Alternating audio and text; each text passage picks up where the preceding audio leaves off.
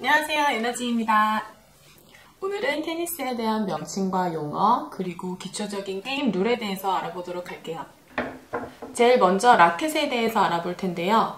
종종 보면 테니스 채라고 많이 부르시는 경우가 있어요. 테니스 채도 틀린 말은 아니지만 테니스 라켓이라고 불러주는 게 더 좋을 것 같아요. 아무래도 외국에서 시작된 운동이다 보니 전체적인 용어와 명칭이 영어로 된 경우가 많아요. 그러니까 테니스에서 생겨난 명칭들을 주로 사용해주는 게 더 좋을 것 같아요. 먼저 테니스 라켓의 전체적인 머리 부분은 헤드라고 하고요.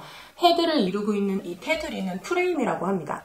우리가 테니스를 칠 수 있게 면을 만들어주고 있는 이 줄은 스트링이라고 불러요. 아래쪽 가운데에 고무로 된 버튼처럼 생긴 요런 아이들이 끼워져 있는 걸 많이들 보셨을 거예요. 이거는 댐프너라고 부르고요. 이 댐프너의 기능은 아주 큰 기능은 없지만 우리가 테니스를 칠 때 라켓에 오는 진동을 조금 감소시켜주는 역할도 하고 타구감이 좀 좋게 들릴 수 있는 그런 역할을 한다고 합니다. 그리고 여기 손잡이 부분은 그립이라고 불러요. 지금은 이렇게 하얀색 오버그립이 감겨있는 상태예요. 이 라켓을 보시면 여기는 오버그립이 감겨있지 않은 그냥 기본 상태의 그립이고요. 얘는 지금 하얀색 그립이긴 하지만 때가 좀 탔죠. 이런 식으로 때가 좀 타거나 그립으로서의 기능을 좀 잃어버리면 충분히 새로운 오버그립으로 갈아줄 수 있는 소모품이에요. 그래서 테니스 라켓을 포털 사이트에 검색해보면 사람 몸에 빗대어서 헤드, 숄더, 넥 이런 식으로 구분이 되어 있는데요. 우리는 앞서 말했던 것처럼 헤드, 프레임, 스트링, 그립, 오버그립 이 정도의 명칭만 알고 계셔도 충분합니다. 두 번째로는 포지션마다 테니스를 치는 샷에 대한 명칭을 알아볼게요. 제일 먼저 저는 오른손잡이에요. 오른손잡이든 왼손잡이든 자기가 주로 사용하는 손의 방향, 저는 오른손잡이니까 오른손에서 치는 샷이 포핸드가 되고요. 왼쪽으로 치는 샷이 백핸드가 돼요. 그리고 네트 앞에서 바운드 없이 바로 공을 쳐내는 샷이 발리라고 하거든요. 오른쪽에서 치는 발리는 포핸드 발리, 왼쪽에서 치는 발리는 백핸드 발리. 네트 앞에서 머리 위로 높게 뜨는 공이 올 때 공격적으로 치는 샷이 있어요. 그거를 스매싱이라고 합니다. 그리고 항상 첫 포인트를 시작하는 샷은 서브가 되겠죠. 우리가 치는 모든 포지션의 샷들마다 세세한 스킬이 있고 그 스킬들만에도 명칭이 있는데요. 이런 것들은 레벨업 하면서 차근차근 배워나가도록 합시다. 세 번째로는 코트의 명칭에 대해서 알아보도록 해요. 테니스 코트를 이루고 있는 라인들이 있고요. 이 라인들마다도 이름이 있어요. 이 라인의 이름에 대해서 또 알려드릴게요. 제일 먼저 맨 뒤에 이렇게 한 줄 있는 라인, 이 부분에서 선수들이 서서 그라운드 스트로크를 치는데요. 이 부분의 라인은 베이스 라인이라고 해요. 그리고 중간에 이렇게 가로질러 있는 라인은 서비스 라인, 가운데로 이렇게 세로로 가로질러 있는 라인은 센터 라인이라고 합니다. 그 다음에 양쪽으로 보시면 한 쌍씩 이렇게 라인이 있는 걸 볼 수 있어요.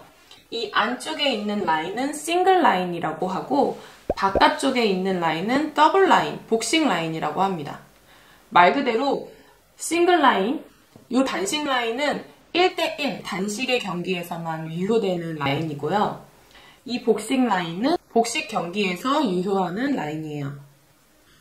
단식에서는 이 라인 밖으로 넘어가면 아웃. 복식에서는 이 바깥쪽 라인이 넘어가게 되면 아웃이 돼요. 그러면 우리 싱글 단식할 때에는 요만큼의 라인을 사용하게 되고 이쪽 밖으로 나가는 공들은 아웃으로 실점하게 되고요. 복식할 때는 이 바깥쪽 라인과 베이스 라인까지 사용해서 경기를 하게 돼요. 서브에 관련해서 또 알려드릴게요. 서브를 넣을 때에는 매 게임 항상 오른쪽부터 시작을 해요. 이 오른쪽을 어떻게 기준을 하냐면요.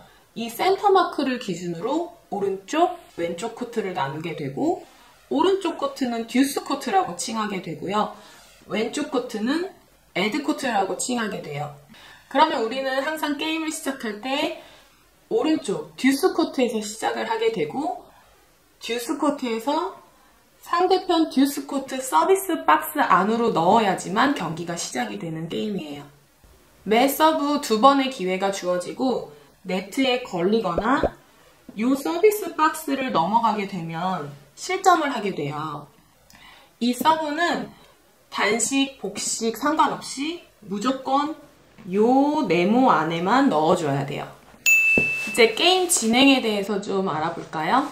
테니스 경기의 진행 방식은 4포인트를 따야 한 게임을 이기게 되고 6게임을 이겨야 한 세트를 이기게 되고요. 포인트의 진행 방식은 러브, 15, 30, 40, 듀스, 어드밴테이지, 게임 이렇게 진행이 되고요.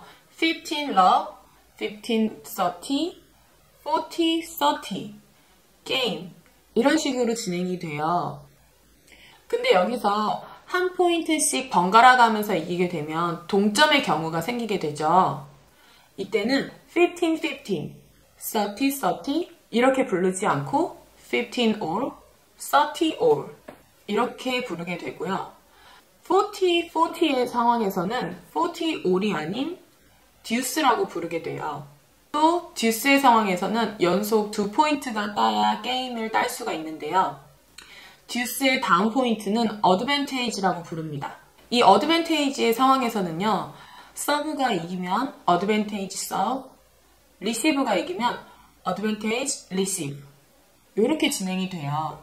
근데 프로 경기들의 선수를 볼 때면 어드밴테이지 누구누구, 어드밴테이지 에너지 이런 식으로 이름을 불러주게 됩니다.